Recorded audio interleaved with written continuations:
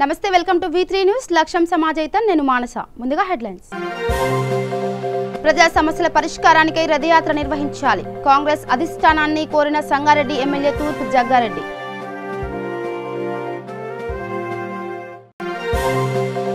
నిజామాబాద్ ప్రాథమిక ఆరోగ్య కేంద్రాన్ని సందర్శించిన సిపిఎం నేతలు కరోనా సమయంలో సిబ్బందిని నియమించకపోవడం సిగ్గుచేటని విమర్శ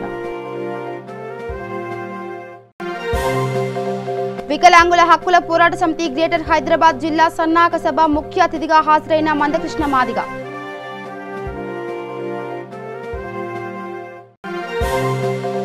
నర్సంపేట ఏరియా ఆసుపత్రికి ఆక్సిజన్ సిలిండర్లు అందజేసిన ఎమ్మెల్యే ప్రజల ఆరోగ్యమే ముఖ్యమన్న పెద్ది సుదర్శన్ రెడ్డి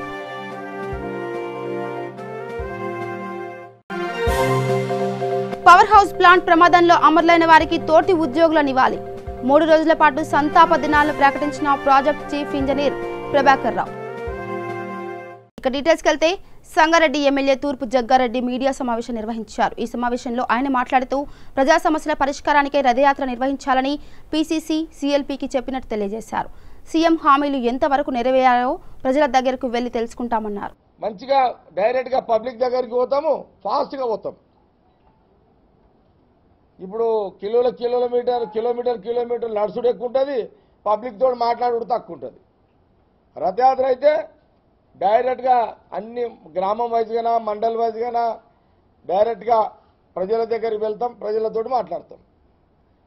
కరోనా నిబంధనలకు లోబడే నిబంధనలను మనము అదేమించి కాదు లోబడే కాబట్టి ఇది ఒక చేస్తే బాగుంటుంది సార్ అని నేను ఉత్తమ్ కుమార్ రెడ్డి గారికి బట్టి గారికి కూడా నేను వీడియో కాన్ఫరెన్స్లో చెప్పడం జరిగింది.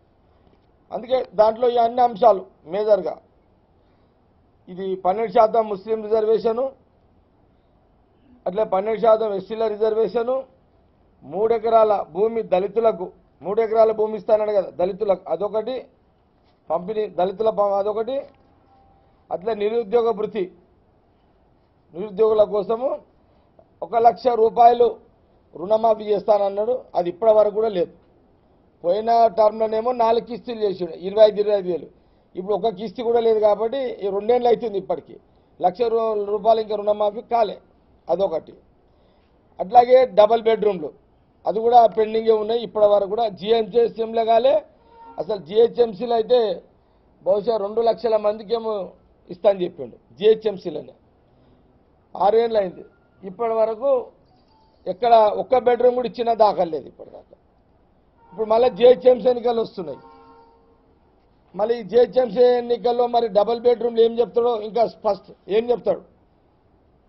పోయిన జిహెచ్ఎంసీ ఎన్నికల ముందేమో పేదవాడికి అందరు కూడా డబల్ బెడ్రూమ్లు ఇస్తున్నా అని అన్నాడు.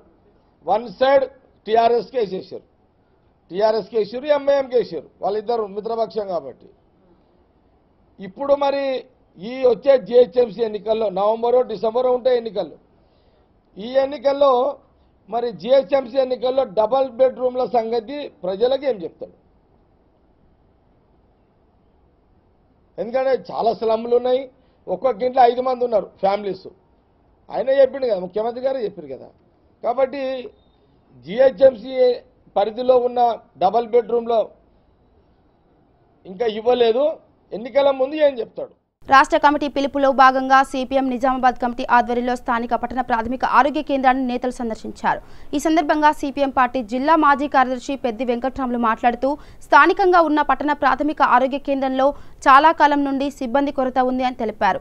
కరోనా సమయంలో కూడా సిబ్బందిని నియమించకపోవడం సిగ్గుచేటన్నారు. అలాగే 50,000 మందికి ఒకే డాక్టర్ అందుబాటులో ఉండడం శోచనీయమన్నారు.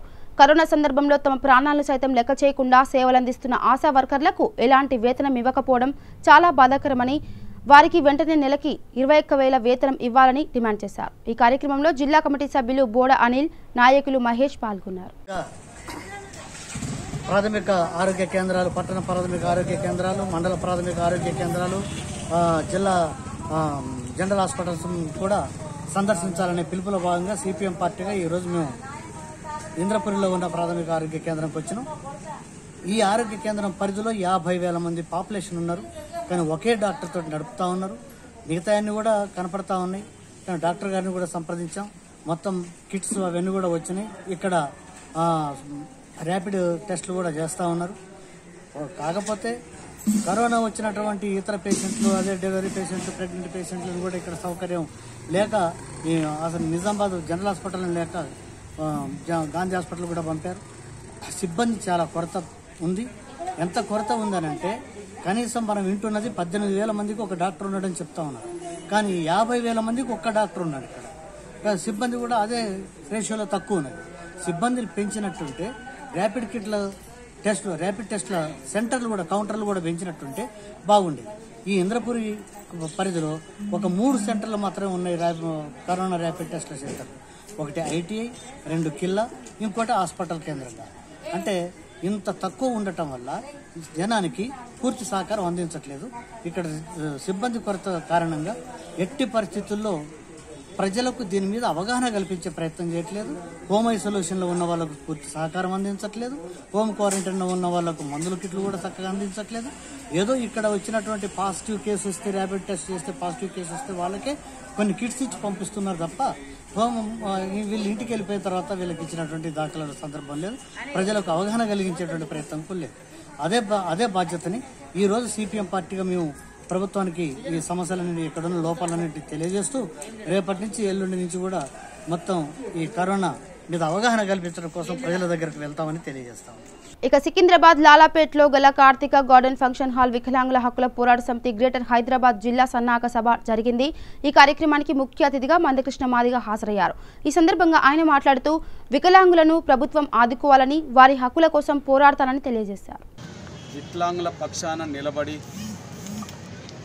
కొట్లాడిన పార్టీ, వాళ్ళ సంక్షేమానికి నిజాయితీగా పనిచేసిన ప్రభుత్వం ఈ దేశంలో ఎక్కడ లేదు. కేవలం మాదిగ రిజర్వేషన్ పోరాట సమితి అనే సామాజిక ఉద్యమమే వికలాంగుల సంక్షేమం పట్ల, వికలాంగుల అభివృద్ధి పట్ల, వికలాంగుల ఆత్మగౌరవం పట్ల నిజాయితీగా కట్టుబడున్న సంఘం మాదిగ రిజర్వేషన్ పోరాట సమితి.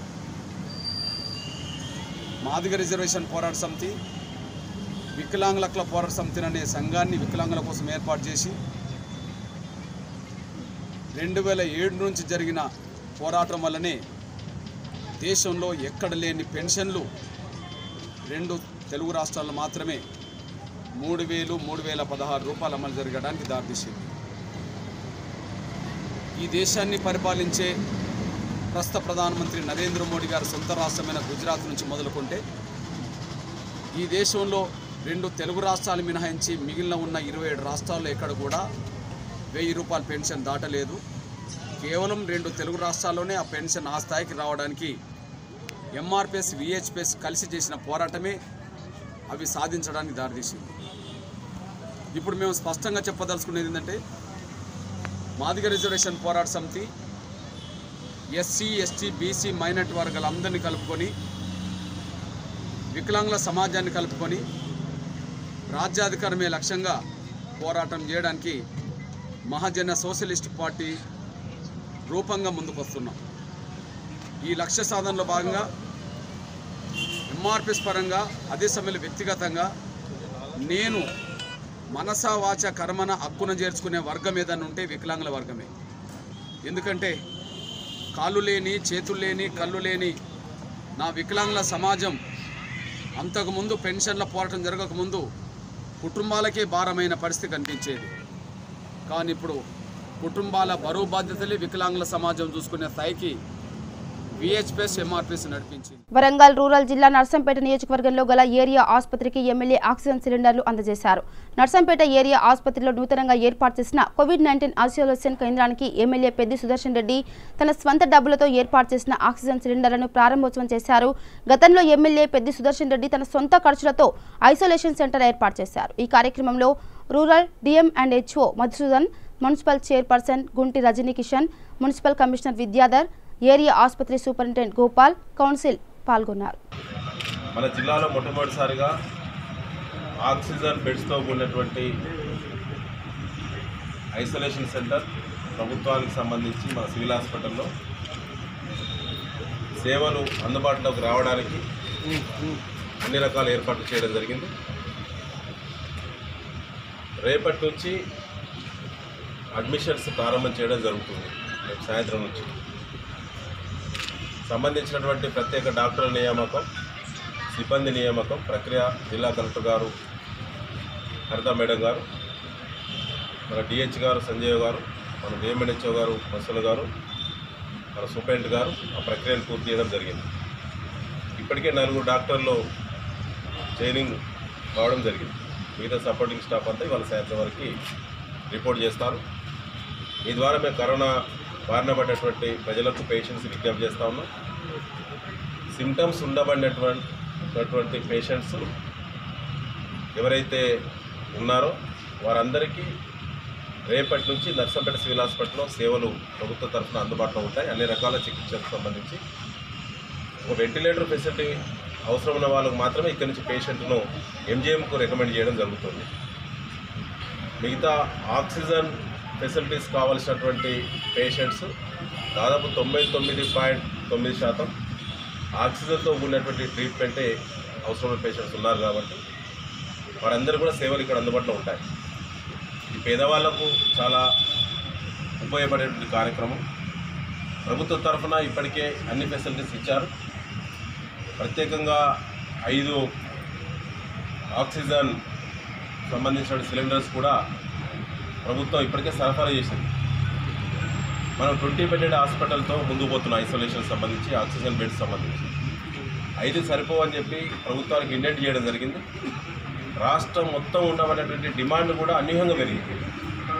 ఈరోజు గ్రామీణ ప్రాంతాల్లో, నియోజకవర్గ కేంద్రాల్లో, డివిజన్ కేంద్రాల్లో ఉన్నటువంటి సిఎస్సిలో కూడా సేవలు అందుబాటులో తీసుకురావాలని తెలంగాణ ప్రభుత్వం గౌరవ ముఖ్యమంత్రి కేసీఆర్ గారు, హెల్త్ మినిస్టర్ రాజేంద్ర గారు కలిసినందున బెడ్స్ సంఖ్య పెరగడం వల్ల డిమాండ్ పెరిగి ఈ దేశం మొత్తంలోనే ఆక్సిజన్ సిలిండర్స్ అనేటువంటిది డిమాండ్ మేరకు సప్లై చేసేటువంటి పరిస్థితి లేదు. రాష్ట్ర ప్రభుత్వం తరఫున ఇప్పటికే 2500 సిలిండర్స్ అవసరమని చెప్పి కేంద్ర ప్రభుత్వానికి ఇండెంట్ చేశారు. ఇండెంట్ చేసి 20 రోజులు దాటింది, అయినా ఇప్పట్లో వచ్చే పరిస్థితి లేదు. ఇక శ్రీశైలం లెఫ్ట్ పవర్ హౌస్ ప్లాంట్లో జరిగిన ప్రమాదంలో దుర్మరణం పాలైన అమరవీరులకు ప్రాజెక్ట్ చీఫ్ ఇంజనీర్ ప్రభాకరరావు ఆధ్వర్యంలో తోటి ఉద్యోగులు మౌనం పాటించి నివాళులర్పించారు. 3 రోజుల పాటు సంతాప దినాలు ప్రకటించారు. ఈ కార్యక్రమంలో ఇంజనీర్లు, అన్ని స్థాయిల ఉద్యోగులు, సిబ్బంది పాల్గొన్నారు.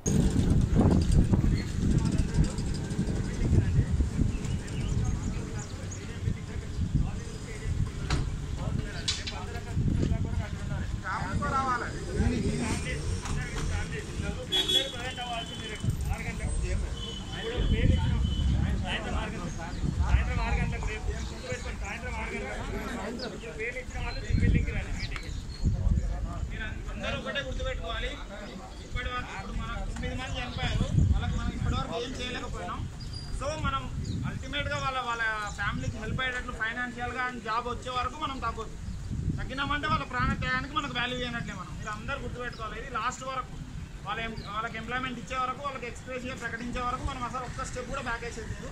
ప్లస్ దీనికి కారణమైన వాళ్ళని మనం ఎట్టి పరిస్థితుల్లో వదలదు. ఆదిలాబాద్ జిల్లా బజార్ హత్నూర్ మండలం పిప్రి గ్రామంలో గల స్థానిక జిల్లా పరిషత్ ఉన్నత పాఠశాల ఆవరణంలో ఆదివాసీ నాయక్ పోర్ట్ సేవా సంఘం ఆధ్వర్యంలో సమావేశం నిర్వహించారు. ఈ కార్యక్రమానికి జిల్లా అధ్యక్షుడు సట్ల అశోక్ హాజరై రాజ్యాధికారం దిశగా అడుగులు వేయాలని, సంస్కృతి సాంప్రదాయాలను కాపాడుకోవాలని సూచించారు.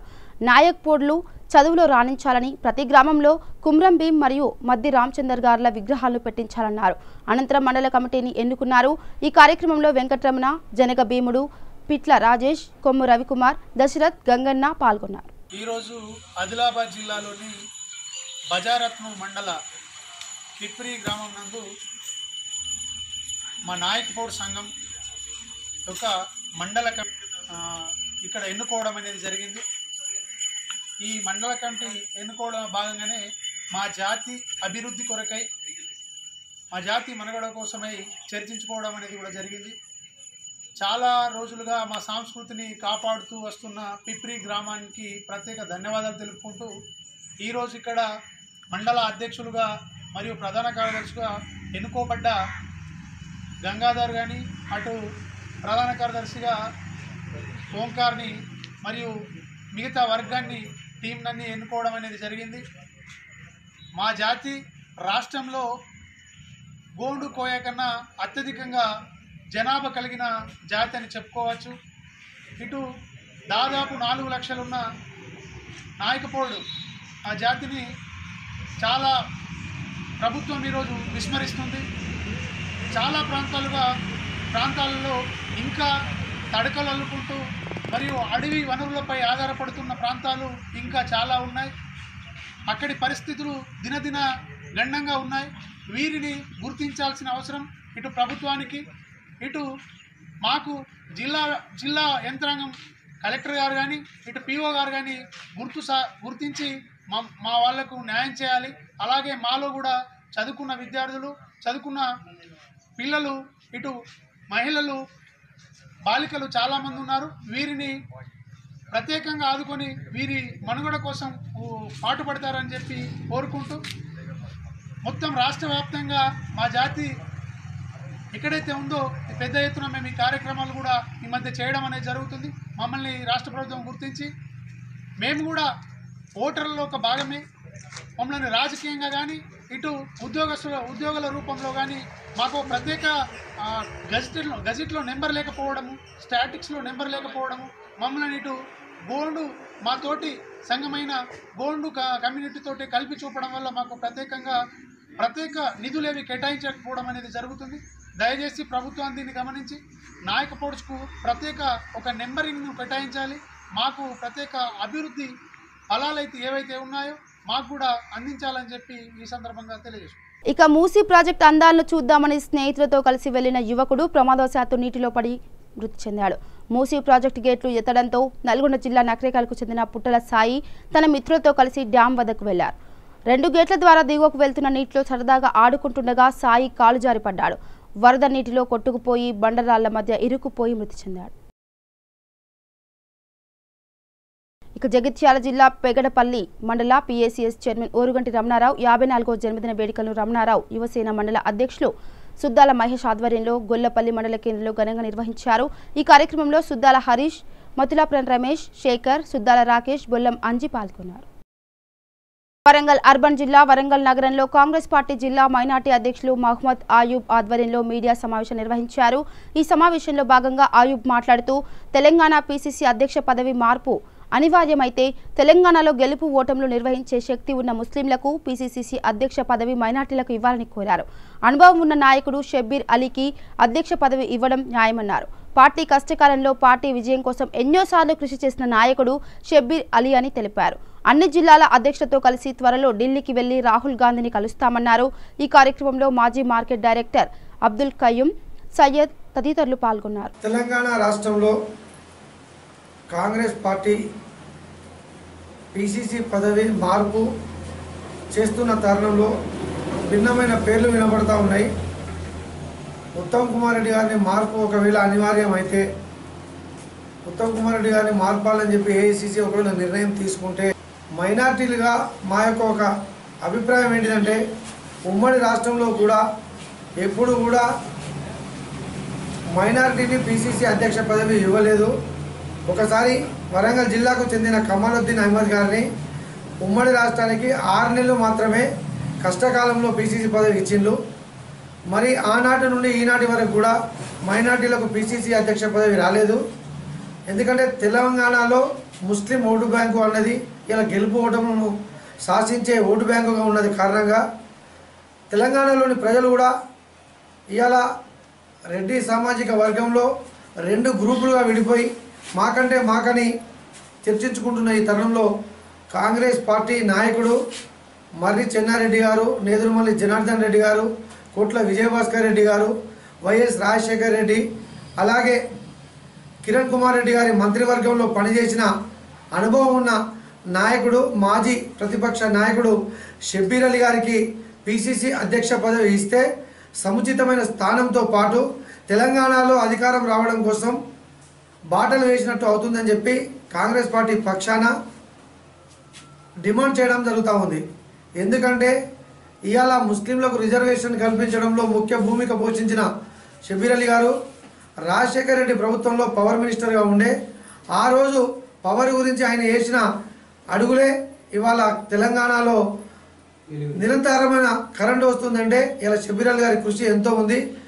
త్వరలో మైనార్టీ అధ్యక్షులు అందరం కలిసి కూడా ఢిల్లీకి పోయి షబ్బీర్ అలీ గారికే అధ్యక్ష పదవి ఇవ్వాలని చెప్పి కోరడం జరుగుతూ ఉంది.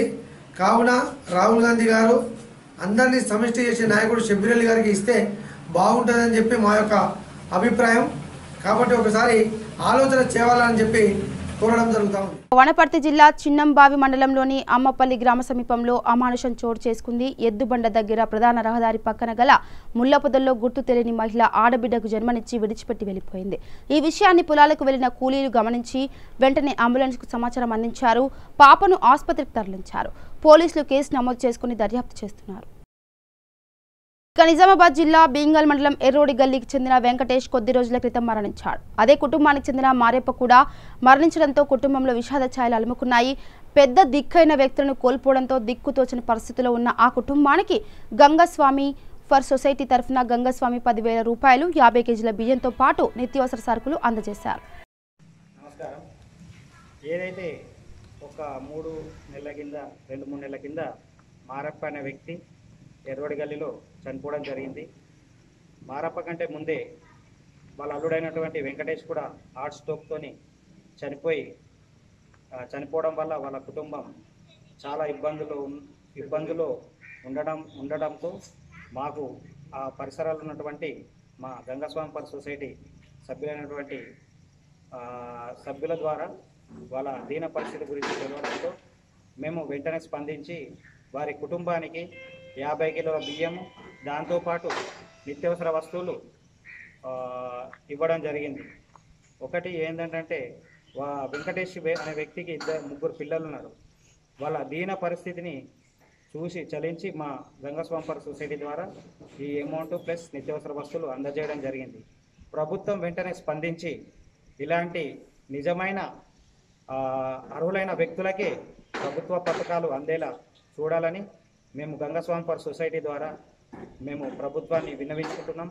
అలాగే ఈ భీమ్గల్ మున్సిపాలిటీ పట్టణమైనటువంటి మున్సిపాలిటీలో ఎవరైతే ఆర్థిక ఇబ్బందులతో వాళ్ళ కుటుంబం దీన పరిస్థితుల్లో ఉన్న కుటుంబాలకు అంత్యక్రియలకు కానీ చనిపోయిన వ్యక్తులకు అంత్యక్రియలకు కానీ వాళ్ళ కుటుంబానికి దాన సంస్కారాలను భీమ్గల్ మున్సిపాలిటీ భరించుకొని దీనిపై చొరవ తీసుకొని వాళ్ళ కుటుంబాన్ని ఆదుకోవాల్సిందిగా మరియు ఏదైతే భీమ్గల్ పట్టణంలో ఉన్నటువంటి ఈ ఎవరైతే ఎలిజిబుల్ పర్సన్స్ ఉంటారో వాళ్ళని సెలెక్ట్ చేసుకొని దాన సంస్కారాలకు ఇబ్బందులు ఉన్నటువంటి వారికి భీమ్గల్ మున్సిపాలిటీ ఖర్చులు భరించుకోవాలన్నదే మా గంగస్వామి ఫర్ సొసైటీ ముఖ్య ఉద్దేశం. నమస్కారం. Thank you. రంగారెడ్డి జిల్లా ఆమన్గల్ పట్టణంలోని మార్కండేయ యువజన సంఘం ఆధ్వర్యంలో ఘనంగా గణేష్ నవరాత్రి ఉత్సవాలు నిర్వహించారు. ఆమన్గల్ పట్టణంలో గత 40 సంవత్సరాలుగా మార్కండేయ పద్మశాలి గణేష్ ఉత్సవ సమితి ఆధ్వర్యంలో గణేష్ నవరాత్రులు ఘనంగా జరుపుతున్నారు. కరోనా నిబంధనలకు అనుగుణంగా గణేష్ నవరాత్రుల కమిటీ అధ్యక్షులు చెరుకు యాదగిరి ఆధ్వర్యంలో ఘనంగా నిర్వహిస్తున్నారు. ఈ కార్యక్రమంలో మున్సిపాలిటీ వైస్ చైర్మన్ దుర్గయ్య, యువజన సంఘం అధ్యక్షులు రవి, ఉపాధ్యక్షులు చెరుకు రవీందర్, పద్మశాలి యువజన సంఘం నాయకులు పాల్గొన్నారు.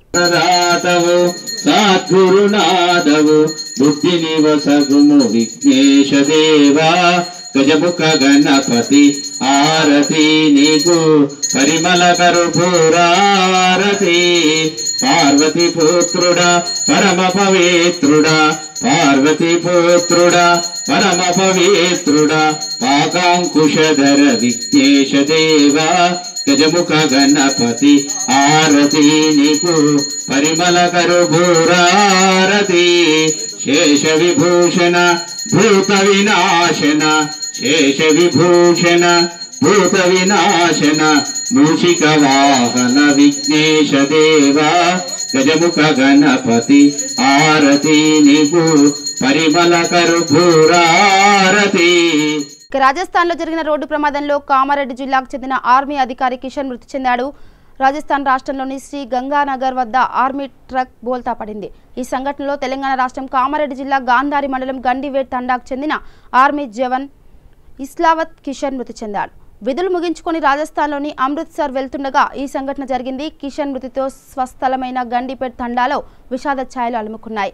కిషన్ ఆత్మశాంతి కలగాలని కామారెడ్డి గంధారి గంగివేట్ గ్రామస్తులు గంధారి నుండి గండివేట్ తండా వరకు భారీ ర్యాలీ నిర్వహించారు. కన్నీటి వీడ్కోలతో అంత్యక్రియలు చేశారు. ఈ కార్యక్రమంలో గండిపేట్ గ్రామస్తులతో పాటు వివిధ గ్రామాల నుంచి అధిక సంఖ్యలో ప్రజలు పాల్గొన్నారు.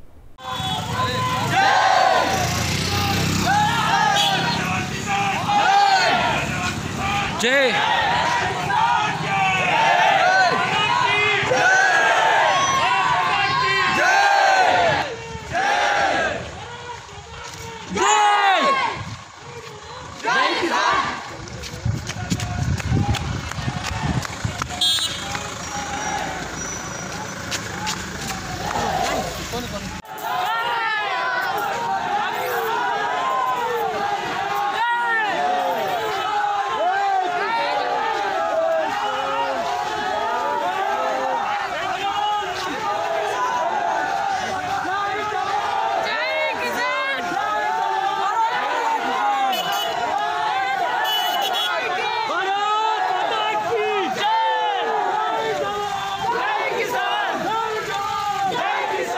ఇక బులెటిన్ ముగించే ముందు హెడ్లైన్స్ మరోసారి.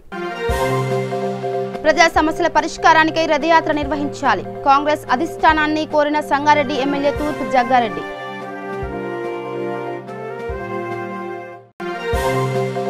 నిజామాబాద్ ప్రాథమిక ఆరోగ్య కేంద్రాన్ని సందర్శించిన సిపిఎం నేతలు. కరోనా సమయంలో సిబ్బందిని నియమించకపోవడం సిగ్గుచేటని విమర్శ. వికలాంగుల హక్కుల పోరాట సమితి గ్రేటర్ హైదరాబాద్ జిల్లా సన్నాహక సభ ముఖ్య అతిథిగా హాజరైన Mandakrishna Madiga.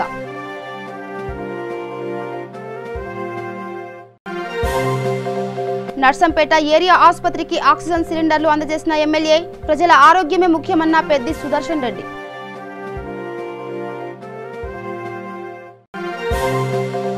Power house plant ప్రమాదంలో అమరులైన వారికి తోటి ఉద్యోగుల నివాళి. 3 రోజుల పాటు సంతాప దినాలను ప్రకటించిన project chief engineer Prabhakar Rao.